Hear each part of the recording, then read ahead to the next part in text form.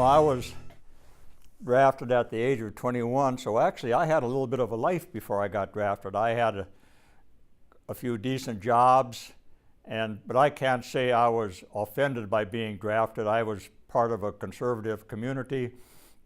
It was understood that if you had a choice, you could get drafted or you could enlist.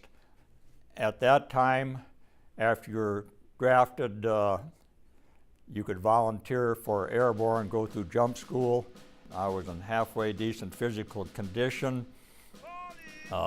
Basic and even jump school were a little difficult, but nothing the average young man couldn't handle if you could follow simple verbal directions, and that's exactly what I did.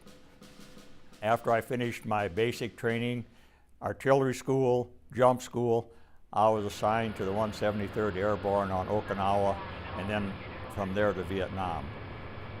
We went in on the troop ship. If I remember correctly, it might have been the USS Man. Then they loaded us on some LST, and I remember it smelled like pigs. Growing up on a farm, I knew what pigs smelled like, and I suppose they were using that LST or whatever kind of craft it was to move villagers around. They were relocating people. I recall part of our base camp was at Ben Hoa Air Base north of Saigon, and I recall pulling perimeter a little bit the first night, and I was standing under a tree, and it looked like a Halloween scene. The leaves were all gone off the branches in that tree. That image stuck in my mind, and then in later years, I found out that the United States had used a lot of Agent Orange in Vietnam. And as that image came back to me, I think that area was probably sprayed with Agent Orange, anticipating that they were going to move a batch of military in there. But I don't know that for a fact. What I saw fits what I've heard later, and so I suppose a lot of us were exposed to Agent Orange. It's very difficult to quantify who got how much Agent Orange, how much where.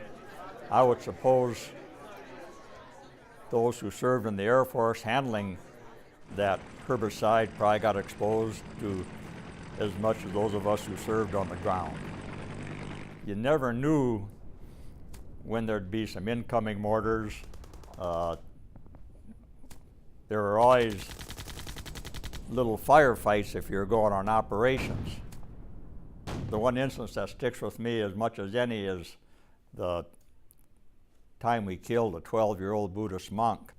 One of my jobs was to do ammo counts before we went on an operation and keep little details of how we should respond to ambushes and stuff like that. So I'd keep little notes.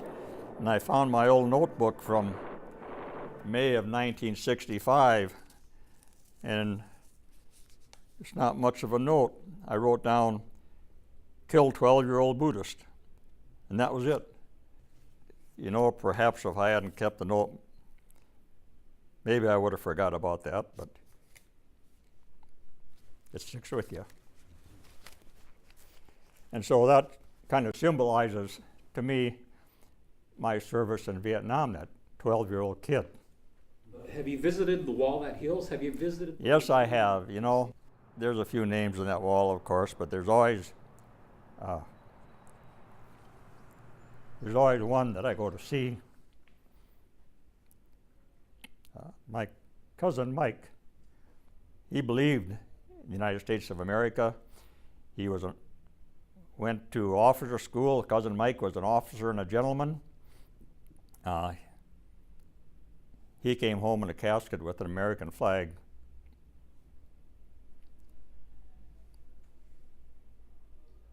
Friendly fire. It symbolizes the war for me. The Buddhist monk, Cousin Mike.